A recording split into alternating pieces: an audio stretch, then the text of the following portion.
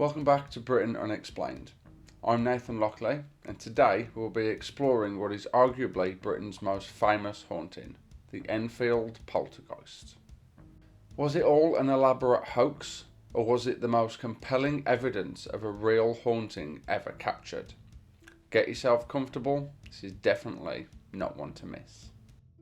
In August 1977, this modest home in Enfield, North London, became the epicentre of one of the most well-documented paranormal cases in history. For 18 months, the strange events tormented the Hodgson family, and it wasn't long before paranormal investigators, police, and journalists from around the world were drawn in by the increasingly bizarre and disturbing occurrences. But what really happened inside that house? Peggy Hodgson, a single mother, lived at 284 Green Street with her 4 children, Margaret, Janet, Johnny and Billy. It was an ordinary working class family living in an unassuming council house. But their lives would be changed forever by the events that began in 1977. The family claimed to have had no prior history of paranormal activity and had no reason to believe there was anything wrong with their home. But, as we'll soon see, the peace in this quiet suburban street would soon be shattered by something seemingly inexplicable. It all started one evening in late August 1977. Janet, the 11-year-old daughter, and her brother Johnny claimed to have heard strange knocking sounds coming from their bedroom. At first, Peggy believed it was either just the children messing around or the house settling in the evening, but it would soon become clear that something much more unsettling was going on. Early one night, when the children were all supposed to be asleep, Peggy heard the loud noises again. Fed up with the children's games, she went upstairs to tell them to stop messing around. But when she got upstairs, she found the children scared, and Janet told her that the sounds were coming from a chest of drawers. And almost immediately after she said this, Peggy witnessed the chest of drawers move away from the wall by itself, almost as if an invisible force was pushing it. Completely shocked by what she had just seen, Peggy pushed the chest of drawers back against the wall, and yet again she watched as it moved itself across the room. When she tried to move it back the second time, she physically couldn't push it, almost as if the same unseen force was holding it there. Panicked, Peggy woke up the children, took them out of the house and ran to the neighbours, the Nottinghams, for help. Vic Nottingham told Peggy and the children to stay where they were while he went round and investigated. Vic said he found no reason for the chest of drawers to have moved by themselves, but claimed to have been followed around the house by the strange knocking sound. Fearing for her children's safety, Peggy called the police. I know it might seem pretty strange for those of you watching at home, the idea of calling the police for a poltergeist, but personally I think it was a pretty reasonable response to something completely unexplainable happening in your own home. What would you do if faced with the same situation? Who are you going to call? Unfortunately, any hopes that Peggy had of the police solving all her worries disappeared pretty quickly when they were also followed around the house by strange sounds. And what happened next was truly paranormal. As the police were about to leave, one of the officers witnessed an armchair levitating. The armchair then suddenly fell back down and slid along the floor without any explanation. Visibly shaken by what they had just seen, but unsure of what help they could actually offer, the police left, and once again Peggy and the children were alone with this strange phenomenon. Here is a snippet of the interview that the officers that visited later gave on camera. The local police could find no explanation for the knocking either.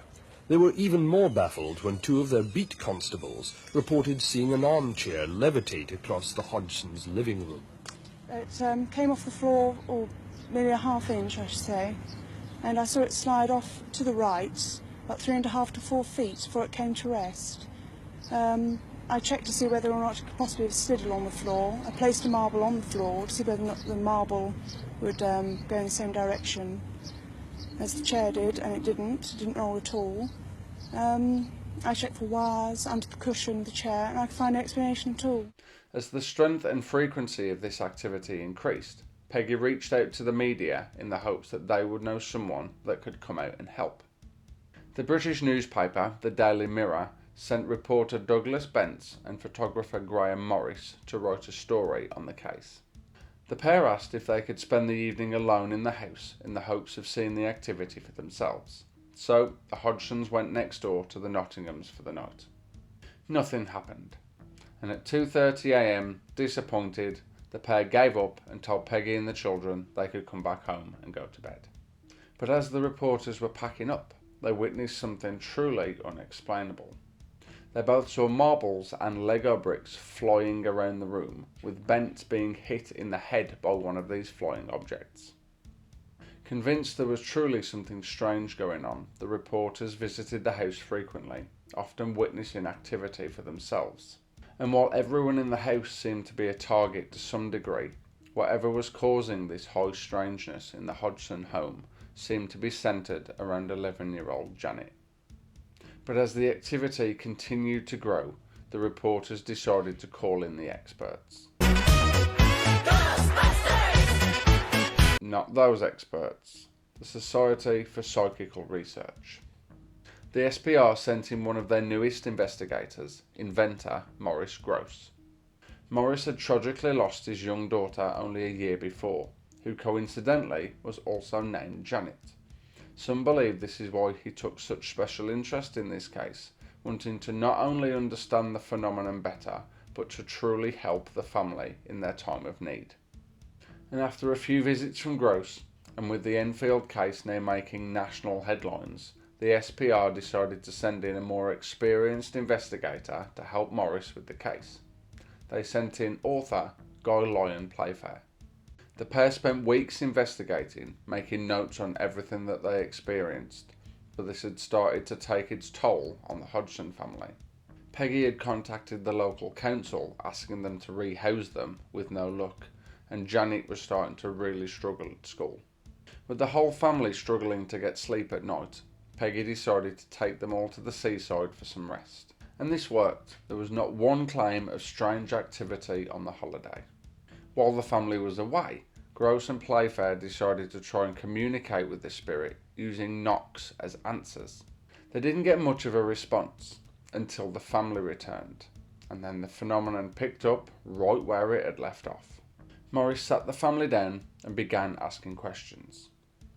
Maurice Grosse made hours and hours of recordings of these sessions, which you can find and listen to online. But here's just a few of the best bits. Knock 1 for no and 2 for yes.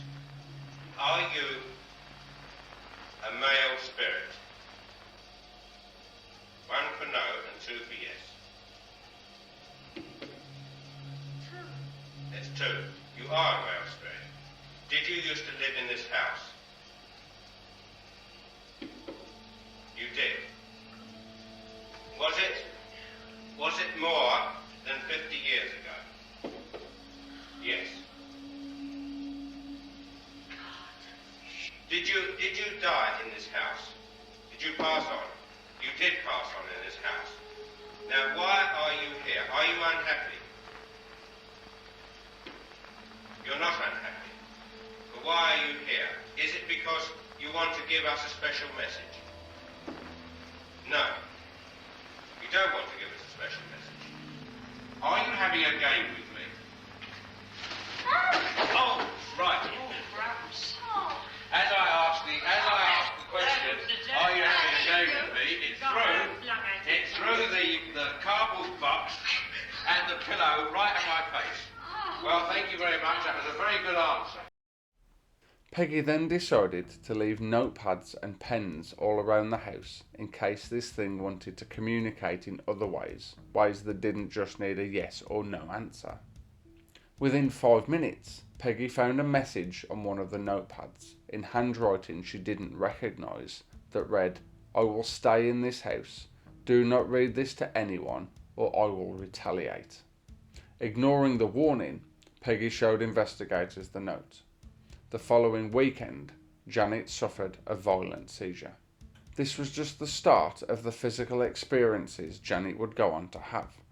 From being found lying across the top of her clock in an unnatural position, to sliding down the stairs head first while fast asleep. The presence in the house then found a new way to communicate, seemingly speaking through Janet. While starting out as barking and whistling sounds, the voice went on to give investigators its name, Bill Wilkins, and claimed to have died of a hemorrhage in a chair downstairs.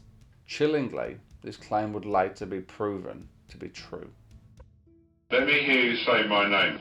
Come on, let me hear you say my name.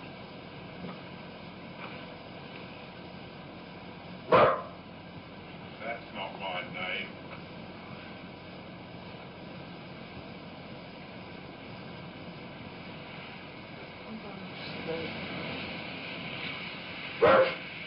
Come on, my name's Maurice. Let me hear you say it. Maurice.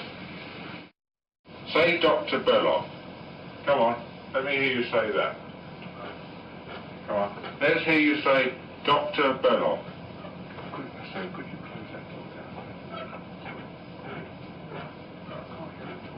down? Say Dr. Belloc.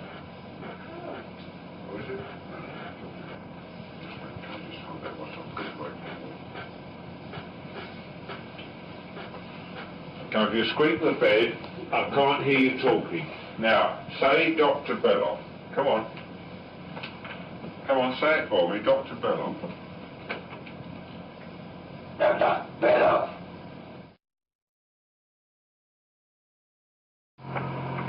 Right, that's good. Right.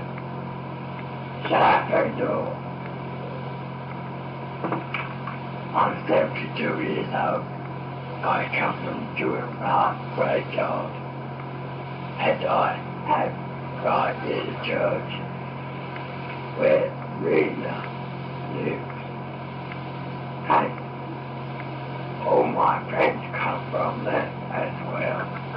And we all make a game and go to the pub. And then we pick your house. Because I used to live here. And I will tell you some more. And if you don't send anyone else, just send Mr. Grosse and Mr. Playfair. I want you to tell me whether you remember what happened to you when you died. Just before you died and just after you died.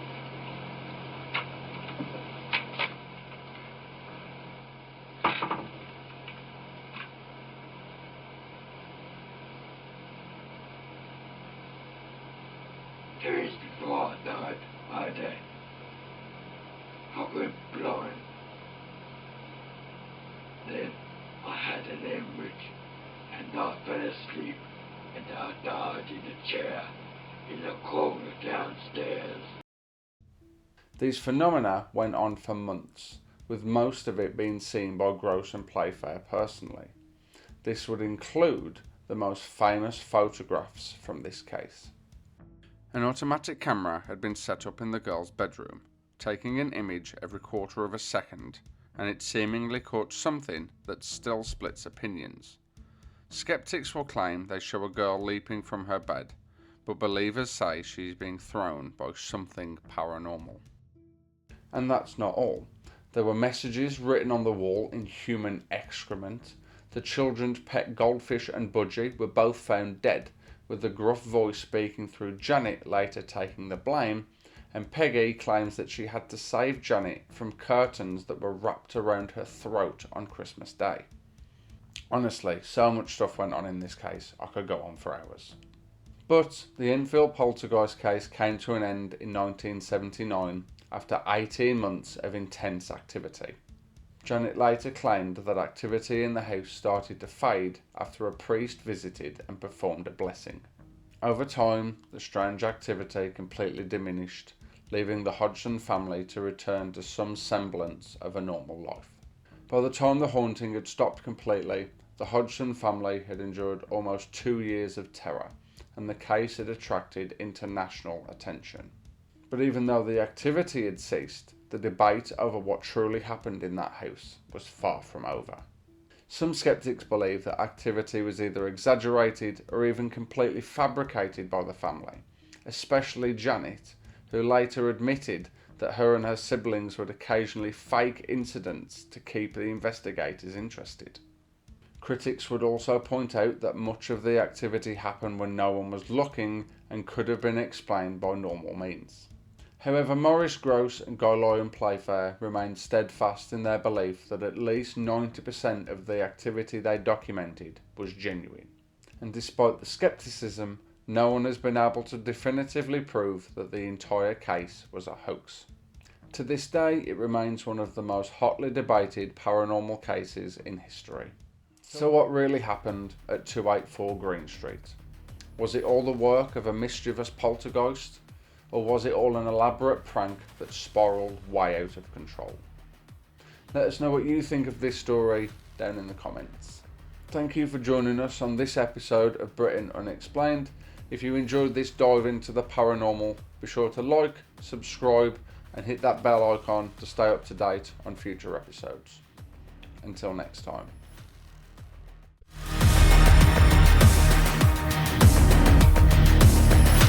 Was it all an elaborate hoax, or was it the most compelling evidence of a... The family claimed to have had no prior history of paranormal activity and have had... The family claimed to have had Noah?